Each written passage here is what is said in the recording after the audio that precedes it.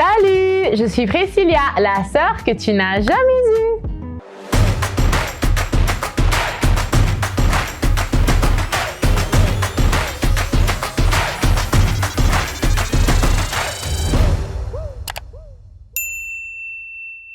Bonjour et bienvenue sur ma chaîne YouTube. J'espère que vous allez bien.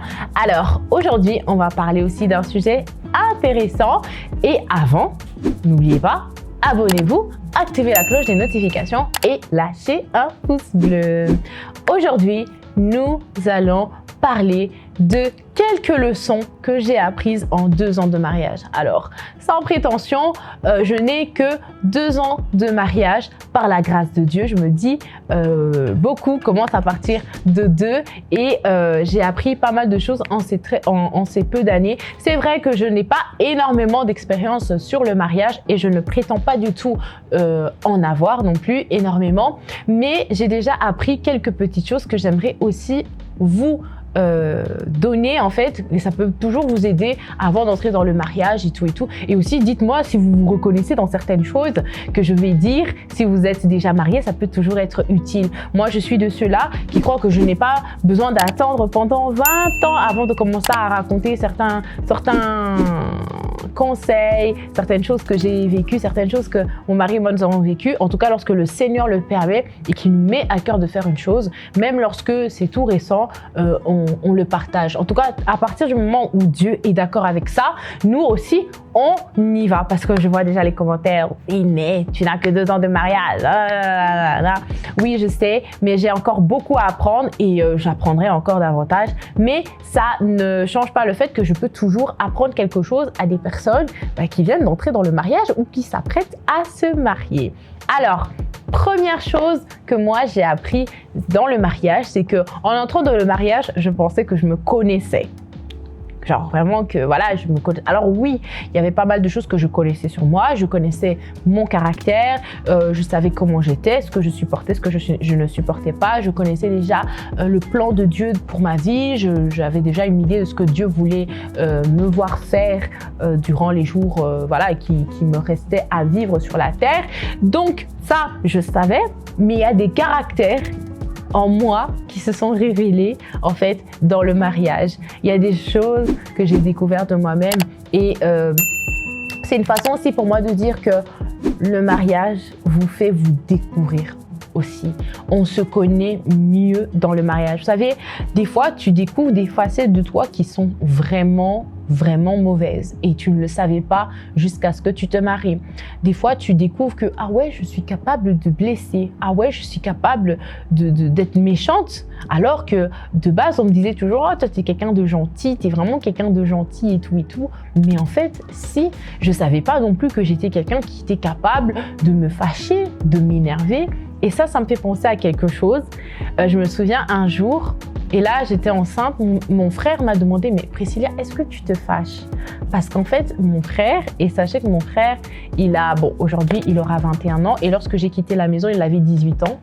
En 18 ans de vie, mon petit frère ne m'avait jamais vu énervée. Vous vous imaginez? Parce qu'en fait, je suis déjà quelqu'un, je ne m'énerve pas facilement, c'est très difficile de m'énerver. Mais en fait, j'ai découvert que dans le mariage, je m'énerve. Et je m'énerve parfois pour des choses qui n'en valent pas trop la peine. Il y a des petites choses comme ça qui m'agacent et ce sont des choses que j'ai découvert dans le mariage. Et pendant que mon frère me disait « Est-ce que toi, tu te fâches ?» Mon mari a rigolé, il a dit « Petit frère, si tu savais. » Parce qu'en fait, c'est vrai que je suis la même personne, mais à cause de la relation que j'ai avec mon mari et mon frère, ils n'ont pas vu, entre guillemets, la même Priscilla. Et dans le mariage, j'ai découvert en fait que si je suis quelqu'un qui aussi s'énerve, même si c'est pas tout le temps, c'est pas au quotidien, je suis vraiment pas du tout colérique, mais je suis quelqu'un qui est capable de m'énerver en fait. Et quand je suis énervée, je peux aussi être très désagréable. Et j'ai aussi découvert d'autres facettes de moi et ça, je pense que j'en ai déjà parlé aussi. C'est que j'ai découvert en fait que j'étais pas si généreuse que ça, si généreuse que je le pensais. Et ça, c'est quelque chose que j'ai appris de mon mari, à beaucoup donner, à beaucoup offrir, à avoir cette tendance-là à donner. Parce qu'aussi, en fait, j'avais grandi dans un contexte où j'étais l'enfant. les parents pourvoient à tout. Et en tant qu'enfant, il n'y a personne qui va venir te demander de l'argent en fait. Il n'y a personne qui va te demander « Oh Priscilla, est-ce que tu peux me prêter autant ?» Enfin, personne ne me demandait ça. Et en plus, je ne vais pas mentir, j'ai grandi dans un milieu où j'avais des amis aisés, leurs parents avaient beaucoup d'argent. Donc, on parlait jamais d'argent, jamais il y avait un manque, jamais au grand jamais. Alors quand j'ai épousé mon mari, c'est l'inverse. Mon mari, c'est vrai que lui et sa famille, ils étaient dans une position où c'est eux qui avaient le plus de possibilités, c'est eux qui avaient le plus de moyens. Et mon mari a beaucoup vu comment les gens venaient le solliciter pour certaines aides financières. Et donc, il a grandi un peu dans cet environnement-là où les gens venaient le solliciter pour des aides financières et donc il donnait. Et donc, quand on s'est mariés, on vient avec tous les deux avec ce bagage-là. Et mon mari, quand quelqu'un pouvait solliciter notre aide, déjà moi je comprenais pas, je dis mais David, on est des étudiants, on n'a pas des moyens, je sais pas comment et tout, tu gagnes pas, tu gagnes pas énormément d'argent. Enfin, pourquoi on doit nous solliciter comme ça? Déjà le fait qu'on se soit marié jeune, moi dans ma tête j'étais toujours jeune, enfin je suis toujours jeune, ok, mais j'ai les responsabilités de parents, j'ai des responsabilités d'une adulte malgré le fait que je sois jeune. Et donc les gens, lorsqu'ils me parlent, lorsqu'ils me traitent, ils me parlent comme une maman. Donc une personne qui est capable de pourvoir, de subvenir à certains besoins, vous voyez. Et donc pour moi c'était un choc. Et lorsque les gens venaient me demander tout, quand je parlais à David, je disais mais franchement moi je comprends pas pourquoi les gens me demandent de l'argent et tout et tout. Et David a commencé à m'expliquer en fait tout ça. Il me disait non Priscilla, c'est pas comme ça. Nous, c'est comme ça qu'on grandit et tout. Enfin bref, il m'a vraiment aidé par rapport à cela et il m'a éduqué dans la générosité. Et aujourd'hui, franchement, j'ai beaucoup évolué de ce niveau-là. Je ne trouve plus ça bizarre lorsqu'on vient me demander assistance ou quoi. Enfin, je prends ça normalement. Et si si mon mari m'en a, en tout cas, on assiste ce qu'on peut, on fait en tout cas de notre mieux. Et aujourd'hui, pour moi, ce n'est plus un problème.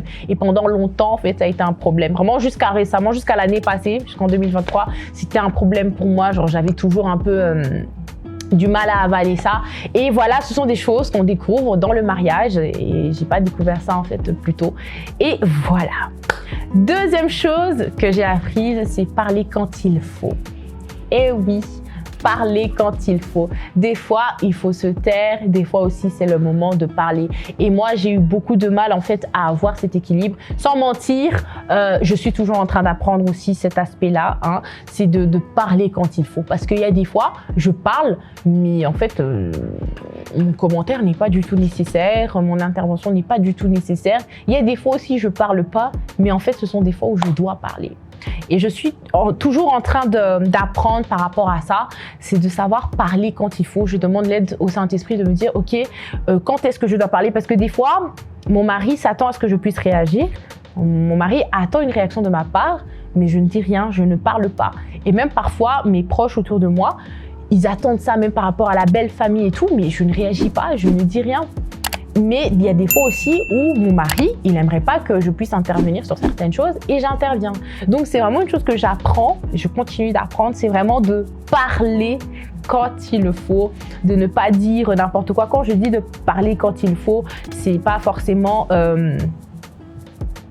ça n'a rien à voir avec le fait d'insulter ou dire des choses méchantes et tout. Parfois, c'est juste des commentaires, des choses que tu dis qui n'ont pas besoin d'être entendues, qui n'ont pas besoin d'être dites, qui ne rajoutent absolument rien dans la conversation, tout simplement. Et c'est dans ce sens-là aussi que c'est surtout dans ce sens-là en fait que je suis en train de parler. Troisième chose que j'ai apprise, c'est écouter, non pas pour répondre, mais pour comprendre l'autre. Vous voyez, lorsque y a une discussion entre mari et femme, lorsqu'il y a un échange, des fois, en fait, et ça, j'étais comme ça au début, c'est que j'écoute ce que mon mari dit, mais en fait, c'était pour avoir des réponses à ce qu'il était en train de dire. Je n'étais pas du tout dans une démarche de compréhension.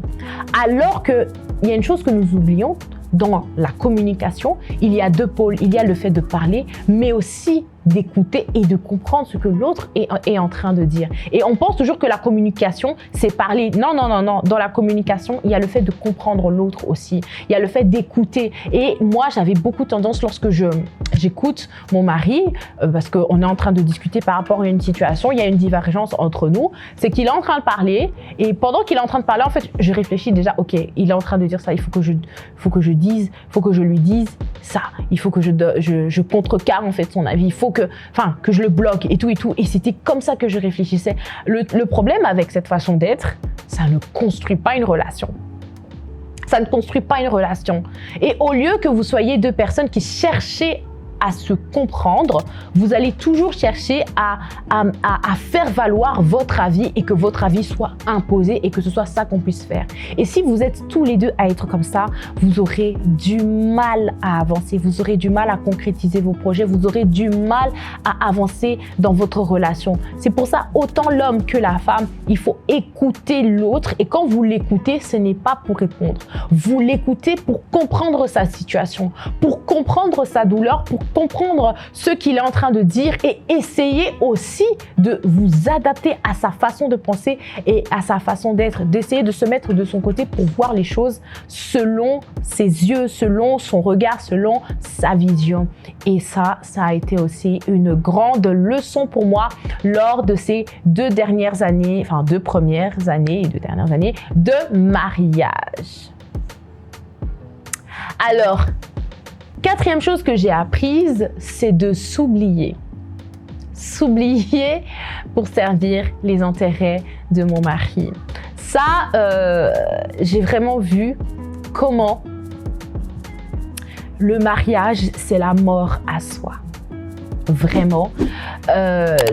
Tu regardes d'abord les intérêts de l'autre. D'accord? Et le mari aussi doit faire la même chose. Le mari doit regarder d'abord les intérêts de la femme et la femme doit regarder les intérêts du mari. En fait, la femme doit répondre à tes besoins, toi tu dois répondre aux besoins de la femme. Donc les besoins que la femme a sont répondus par toi. Ok? Et les besoins que toi tu as sont répondus par la femme.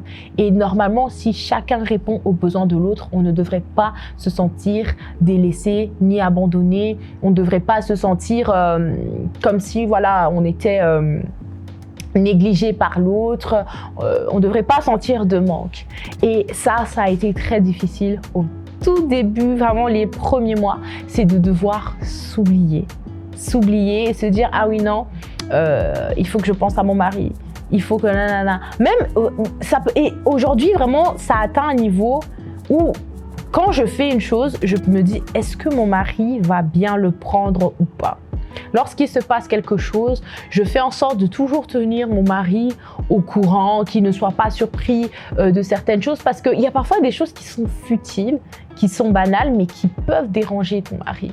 Tu vois, il y a vraiment des choses qui peuvent déranger ton mari et il faut vraiment veiller sur ça.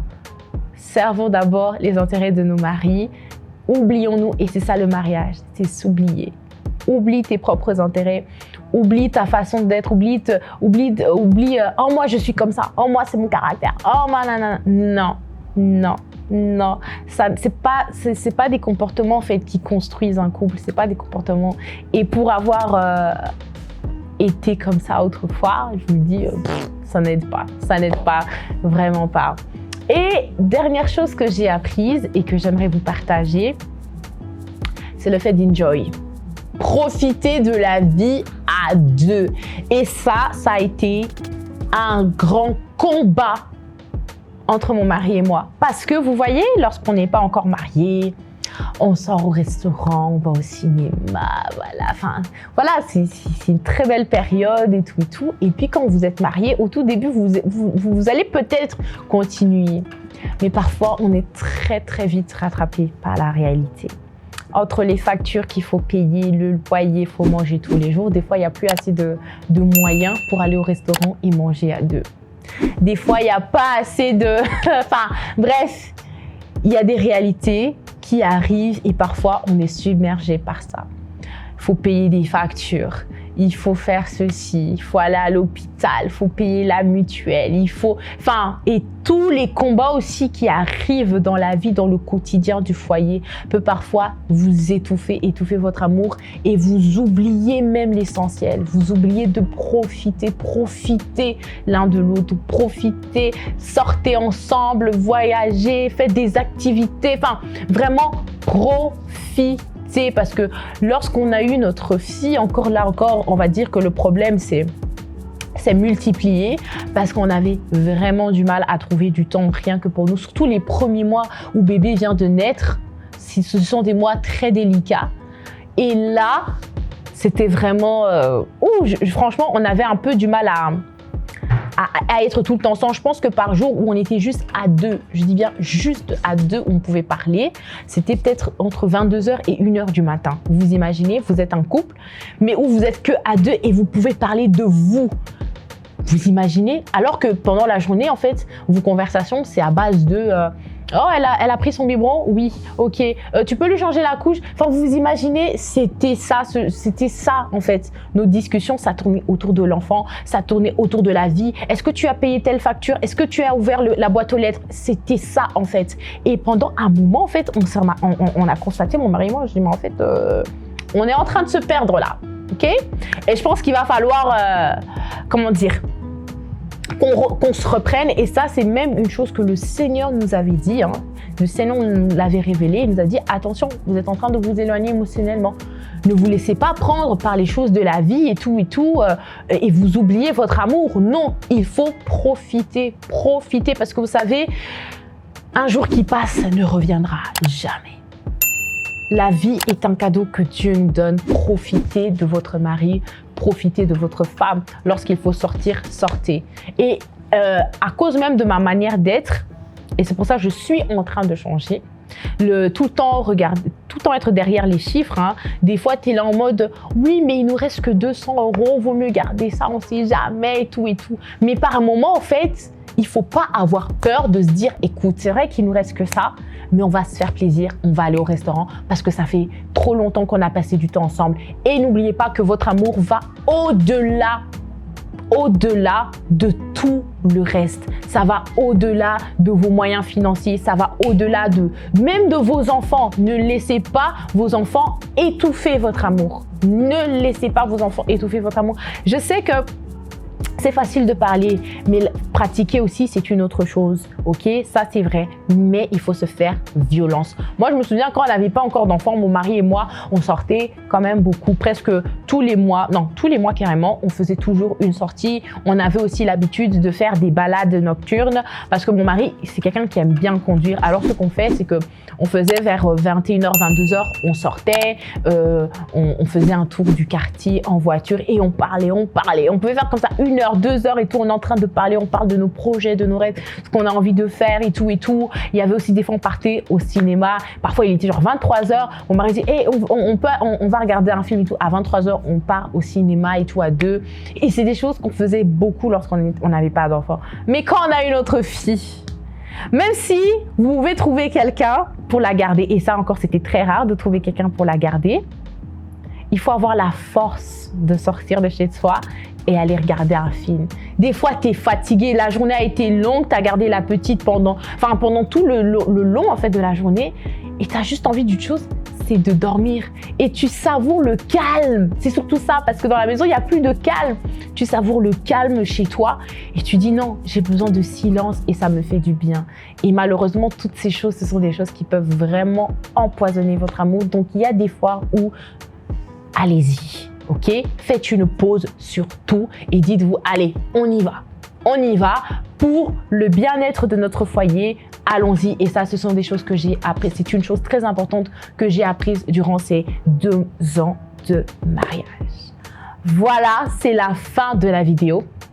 J'espère qu'elle vous aura plu et qu'elle vous aura aidé d'une certaine manière. Ne tombez pas ne tombez pas dans ces pièges dans lesquels moi je suis tombée en tant qu'épouse. En tout cas, on se retrouve la semaine prochaine et avant de nous quitter, n'oubliez pas, abonnez-vous, activez la cloche des notifications et aussi dites-moi qu'est-ce que vous avez appris durant vos dernières années de mariage. Ça m'intéresse de savoir. En tout cas, que Dieu vous bénisse. On se retrouve la semaine prochaine. Bye bye!